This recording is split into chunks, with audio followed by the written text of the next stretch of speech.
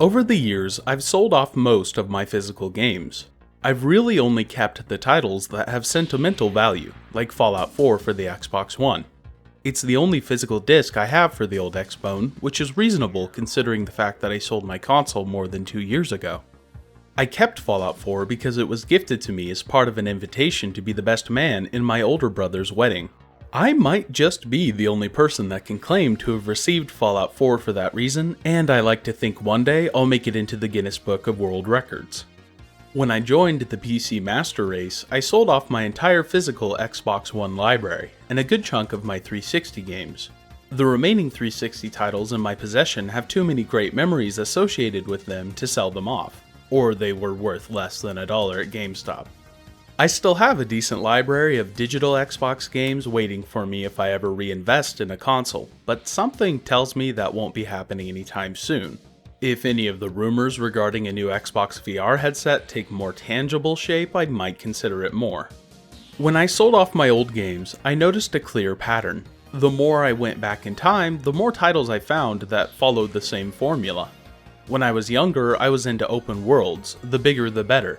This probably stemmed from a lack of Wi-Fi until my senior year of high school, but even then I invested heavily in open world sandboxes. The bigger the world and the more tasks to complete, the happier younger me was. Nowadays I find myself gravitating to multiplayer games when I play flat screen games, and single-player, campaign-orientated titles in VR. I do still pour dozens of hours into open world games like Skyrim VR and Just Cause 3, but I don't actively seek out these types of games anymore. There are some genres that are no-brainers for VR. I might not enjoy most wave shooters, but it's clear they have a solid footing in VR's architecture. Single-player campaigns can be adept at making the player feel powerful, and in VR that feeling is amplified. Now that more people are finding their VR legs, titles focusing on interesting movement mechanics are starting to pop up, and the best example of a genre being elevated by VR has to be horror, teaching the player they haven't experienced true terror until they've faced their greatest fears, face to face. On the other hand, there are some genres that just don't feel right in VR. Third-person shooters don't work, and isometric titles need an adept development team behind them to feel right. Looter shooters, or really any game with a heavy emphasis on grinding, might turn people off. Destiny 2 in VR could work with heavy tweaking, but the added dimension that VR provides would be wasted on any title that pushes grinding to the forefront of its gameplay. I should point out that I feel like survival games with elements of scavenging for supplies toe the line separating the grind from meaningful scavenging. In a multiplayer title like Rust or Escape from Tarkov, the act of getting to your base or extracting with gear and weapons can be exhilarating, but that excited feeling stems from the inherent threat other players provide. Rust without other players populating the world would be nothing more than another randomly generated survival map to be looted and conquered. It's the threat of real, thinking human beings that keeps you on your toes. Even the most advanced AI can feel like a mere speed bump in your progress compared to a human being with basic spatial awareness and a keyboard. Salami's a girl. In the name. Yeah! What's it gonna Fuck be? your dad, pussy! What's it gonna be? Woo! That was your dad, pussy! Because of this, I hesitate to label the survival genre as a right or wrong fit for VR. Survival games, especially those with a heavy emphasis on scavenging and upgrading your arsenal and home base with the items you've procured over your journey, need help from other genres to find their foothold in the gaming industry. A good combination that devs can utilize to elevate their single-player survival games can be found when you mix role-playing elements into your open world. Exploring a post-apocalyptic Boston can be entertaining for a while, but without NPCs and unique dialogue and encounters, Fallout 4 would feel empty. Horror is another great genre that supplements survival games, as evidenced by The Walking Dead, Saints and Sinners, and Metro Exodus. Saints and Sinners would be pretty boring without the looming threat of The Walking Dead, and their overarching story would fall flat without a tangible threat. Metro Exodus keeps you grounded in reality with its punishing enemies and game world. Threats of radiation, mutated monsters, and roving bands of raiders keeps you on your toes, and makes the precious ammo and other supplies you find scavenging welcome commodities. A fine balance between the excessive grind found in games like Anthem or Destiny and the open worlds of Metro Exodus and Fallout has been struck long before VR's inception, but it's come with a few caveats. The Ubisoft formula has managed, for the most part, to balance the vast quantity of tasks to complete in a large open world with interesting gameplay and intriguing stories. I believe VR can breathe new life into the Ubisoft formula, and offer a great balance of replayability and substance if implemented correctly.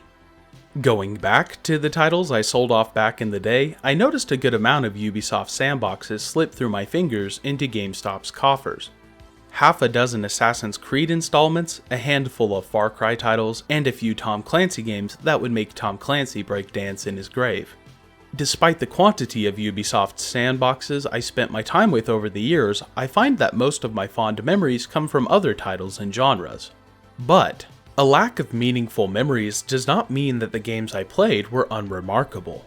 I loved the time I spent with a friend exploring the mountains of Far Cry 4, especially the hours upon hours we dedicated to clearing out the various military installations and outposts across the map, each of us taking turns in different roles. We would switch off watching each other's backs as one of us made our way through the outpost while the other provided overwatch from a vantage point with the sniper, or if we were feeling especially ballsy that day, a recurve bow. I sincerely believe that same gameplay loop, moving from outpost to outpost, looting and scooting as we went, could translate beautifully to VR. The act of finding upgrades to your existing arsenal or entirely new weapons and bits and baubles of equipment can be addicting in flat-screen titles. And I'm sure the sensation of searching every nook and cranny for resources in VR would yield an even greater sense of accomplishment. Of course, to get players to feel any sort of sensation, good or bad, would require some translation work from the flat screen to the third dimension. Fortunately, we have existing VR titles to look to and learn from. Half-Life Alyx is a great example of a VR title that keeps the player engaged in more ways than one. Sure, the gunplay is fun, but my first walkthrough was spent searching every nook and cranny for resin, props to mess with, and admiring the detail on pretty much every surface. A new game utilizing the Ubisoft formula could learn a thing or two from Alyx, keeping the player on their toes by hiding loot, be it ammo or upgrade materials, in unique places. The added dimension in VR can serve the player more than upping immersion.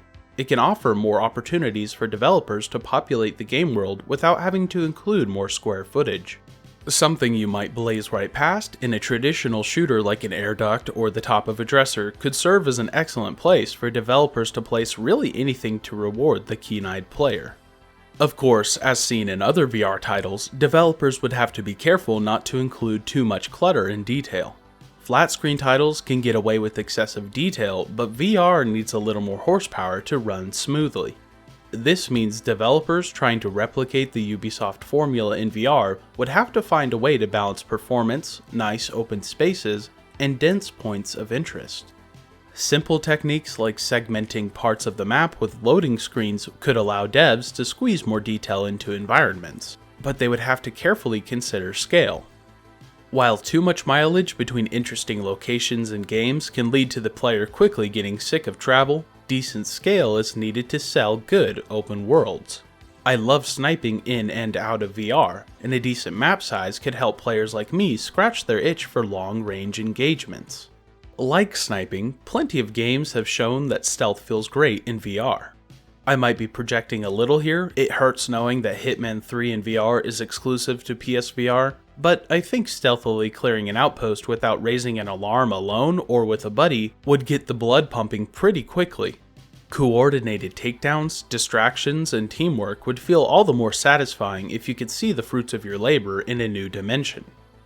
The more I talk about the Ubisoft formula's potential application in VR, the more I hope someone takes the plunge and gives us a game with even half the content any Far Cry title might provide.